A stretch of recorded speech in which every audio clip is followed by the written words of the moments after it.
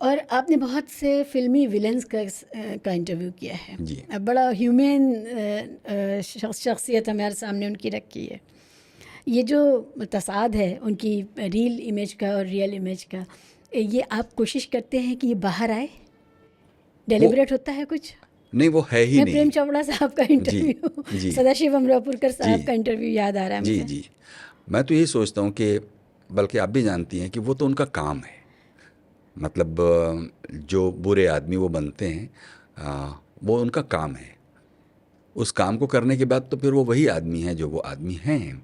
और मेरी कोशिश इस शो में यही रहती है कि जो प्रोजेक्टेड इमेज है उसके पीछे क्या स्केलेटन है उसको समझ। मैंने सवाल इसलिए किया आपसे कि हर हिंदुस्तानी नॉर्थ इंडियन की तरह मैं भी बड़ी कंज्यूम करती थी वो मैगज़ीन्स जो फिल्मी होती थी, और आज तक भी नज़र पड़ती है तो देख लेते हैं। जी। जो विलन्स हैं उनके चाहे कितने भी कामयाब विलन हों, अनलेस दे बिकम पॉलिटिकल और देर इज़ सम कंट्रोवर्सी, उनका जो जॉनर है, जो उनका आर्ट फॉर्म है, उस पर बात नहीं होती। जबकि सबसे दिलचस्प कैरेक्टर वही हैं, अगर वो ना हो तो हीरो हीरोइन नहीं बन सकता। मतलब वो सारा डिशुम डिशुम का मौका वही देते हैं। तो ये जो कैरेक्टर्स हैं ये इतने लेयर्ड हैं, इनकी ज़िंदगी सबसे दिलचस्प होती है फिल्मों के अंदर, और ये सबसे कम इन पर बात होती है, और उनकी रियल ज़िंदगी को और शख्सियत को हम नहीं जान पाते हैं। तो ये गुफ्तगू का बहुत बड़ा कारनामा है कि आपने हमें उन चेहरों और उन शख्सियात से, उनके जहन से, उनके पस मंज़र से, जहाँ से वो आते हैं, जिस बैकग्राउंड से। एक चीज़ है, ये सारे के सारे बड़े ज़बान के की हद तक बड़े एनरिच्ड शख्सियत हैं। प्रेम चोपड़ा साहब को मैं सुन रही थी तो लग रहा था कि very learned kind of a person who understands life and all. तो ये हमारे विलन्स ज़्यादा इंटेलेक्चुअली साउंड है क्या? विलेंस ही नहीं, देखिए अगर अब मैं तो अभी अगर आपकी नज़र गई हो तो पिछले साल मैंने बलराज साहनी की जो फिल्मी ऑटोबायोग्राफी है उस पूरी किताब को एक पॉडकास्ट की शक्ल में जारी किया पिछले साल, पूरी किताब। और वो किताब मुझे बहुत पसंद है, और सिर्फ वही किताब पहली थी जिसके ज़रिए मैं एक दौर के फिल्मी कल्चर को और वहाँ के उस दौर में ज़िंदा लोगों को और उनके आपसी रिश्तों को पहली बार मैं इतनी ईमानदारी से समझ पाया। उसने बहुत मेरी मदद की कि मतलब आप सचमुच की एक दुनिया भी होती है, क्योंकि आप ही की तरह मैं भी फ़िल्मों को फ़िल्मी मैगज़ीनों के ज़रिए या तो फ़िल्में देखकर या फिर फ़िल्मी मैगज़ीनों में जो छपने वाली झूठ सच की दुनिया है उसके ज़रिए आप कुछ एक अपने दिल में एक खाका सा बनाते हैं। ख़ासकर इंटरव्यूज़ जो होते हैं जी। ये स्टार्स के। हाँ, और वो तो आपको मालूम ही है कि लंबे वक्त तक ऐसे ही मैगज़ीनों में इंटरव्यू छपते रहे जिनमें कोई सब्सटेंस नहीं था। मतलब ऐसे ऐसे नोटोरियस गपोड़ी जर्नलिस्ट हुए हैं और अभी भी हैं और एंटरटेनमेंट जर्नलिज्म में, जिन्होंने कभी भी ये फ़िक्र नहीं की कि वो एक एक सचमुच के आदमी को भी आपके सामने पेश किया जाए, जब तक कि उन्होंने ख़ुद अपनी, जैसे कि बलराज साहनी ने अपनी कहानी लिखते हुए वो बातें कहीं। या तबस्सुम की बातों में आपको देखने को मिलता है फूल खिले गुलशन गुलशन के, बेशक छोटे छोटे 10-10 15-15 मिनट के इंटरव्यू। मुझे दुर्गा खोटे का इंटरव्यू बहुत अच्छा लगता है।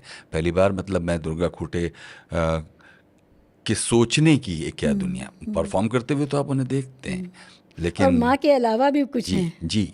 तो ये कुछ कुछ अगर छोटे छोटे हिस्से छोड़ दें, और अभी तो बहुत काम होने लगा, अभी तो एक बहुत पूरा सीन ही बदल गया अगर देखेंगे।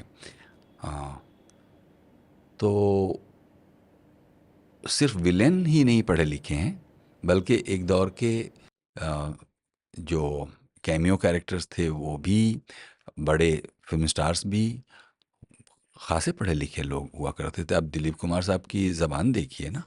हाँ, मतलब मुझे तो नहीं लगता कि अगर कोई भी सीखने वाला हो तो वहाँ से बहुत कुछ सीख सकता है। उन दिलीप साहब की सिर्फ एक्टिंग पर्दे पर वो करते हैं, उससे अलग एज अ पर्सन वो क्या हैं, एज ए इंटेलेक्चुअल वो क्या हैं, किस ज़बान का इस्तेमाल करते हैं, कैसे वो अपने थॉट्स और आर्टिकुलेट जो करते हैं। ज़बान में जो वज़ादारी है और जो एहतियात है उनके यहाँ, the way he expresses even the harsh emotions और something that is not very pleasant, the way he expresses से बर इनक्रेडिबल, यस। इनक्रेडिबल है। वो अपने आप में इंस्टीट्यूशन बिल्कुल। थे, इसमें कोई शक ही नहीं है। क्या हिंदुस्तान के बाहर के लोगों को, ख़ासकर पड़ोस से मुल्क से जो कलाकार हमारे यहाँ आए, उनके साथ आपका इंटरेक्शन हुआ? जी हुआ। अभी तो देखिए, आखिरी दौरे भारंगम में मदीहा गौहर जब आई थी, तो वो अजोका थिएटर ग्रुप की वो थी फाउंडर और एक्टर। तो मदीहा गौहर से मैंने किया। फिर एक एक विलेन जो आपको, अब्दुल रशीद ख़ान उनका नाम, वो एक फ़िल्म की इसके सेट पर थे, तो उनसे बातचीत हुई। फ़ारूक ढोंडी से मैंने इंटरव्यू किया है। तो हाँ, इस तरह के लोग भी हैं जो, मतलब अगर आप पाकिस्तान की बात कर रही हैं तो। अब इंडो पाकिस्तान जो प्रोडक्शंस हैं वो सारे बाहर जाके बन रहे जी। हैं, ज़ाहिर है जो हालात हैं उसमें।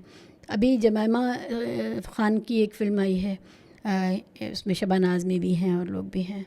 पाकिस्तान, इंडो पाकिस्तान प्रोजेक्ट कह सकते हैं उसको।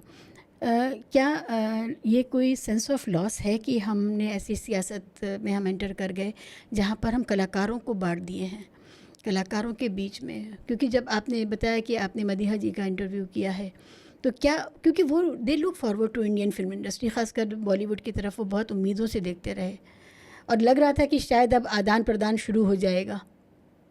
हाँ, ये तो है ही है। ये तो आप, एक लॉस तो अपेरेंटली ये है कि भाई खुद स्टेट उसके रास्ते में रोड़ा बन के खड़ा हुआ है। ये तो एक चीज़ है, यानी कि आपके ट्रैवलिंग परमिशंस नहीं होंगे, वीज़ा वगैरह नहीं बनेंगे, तो एक नेगेटिव माहौल खुद स्टेट के तरफ से है। और दूसरी तरफ एक जो हॉरिजॉन्टल डिवॉइड, ये अदराइजेशन का है, वो एक बहुत बड़ा दुश्मन है। मतलब वो दिन दूर नहीं है। आप तो यहाँ इस इलाके में रहती हैं, आप इस बात को नहीं समझ पाती होंगी उतना ज़्यादा, जो हम ऐसे इलाकों में रहते हैं जहाँ ज़्यादा मुस्लिम आबादी नहीं है। वहाँ मेरी बीवी से हो सकता है कि कोई उसकी पड़ोस की बच्ची ये पूछे कि आंटी क्या आप पाकिस्तान से हो। हॉरिजॉन्टली ये एक माहौल तो है ही। तो ऐसे में ये हमारी आपकी विशफुल थिंकिंग ही हो सकती है कि एक दौर तक जो हमको लग रहा था कि ये जो बंटवारे की रेखा है, उसको लोग मिलकर धुंधला कर देंगे। लोग आज भी चाहते हैं धुंधला करना, लेकिन फ़िलहाल जो पॉलिटिक्स और पॉलिटिकल नैरेटिव है, उसमें अगर आप मेहंदी हसन या ग़ुलाम अली या जो भी नॉन पाकिस्तानी नाम है, सिवाय इसमें मैं कहूँगा कि नुसरत फ़तेह अली ख़ान को थोड़ी माफ़ी इसलिए है क्योंकि उन्होंने एक रश्क कमर नाम का एक शराबियों के लिए जो चीज़ एक पेश की है, तो उसमें वो उनके मज़े आते रहते हैं। उनको मालूम भी नहीं कि वो क्या हो रहा होता है। लेकिन यही बात मैंने फरीद अयाज से भी पूछी थी कि ये भाई ये क्या करते हो आप, ये जो दमादम मस्त कलंदर बस खाली ढोल बजा बजा करके आप ये कर क्या रहे हो? मतलब आप म्यूज़िक में एक ख़ास तरह का शोर और ये करके आप उसको सूफ़ी वगैरह, तो उस पर काफ़ी लंबी बहस हुई थी। तो हम कह रहे हैं कि हम लोगों के यहाँ इसके एस्थेटिक्स को अप्रिशिएट करने के बजाय इसका जो पूरा एक मार्केट है वो साथ साथ चल रहा है। ये, और वो भी एक दुश्मन की तरह ही मैं इसको कहूँगा, ये भी इस प्रोजेक्ट का हिस्सा है।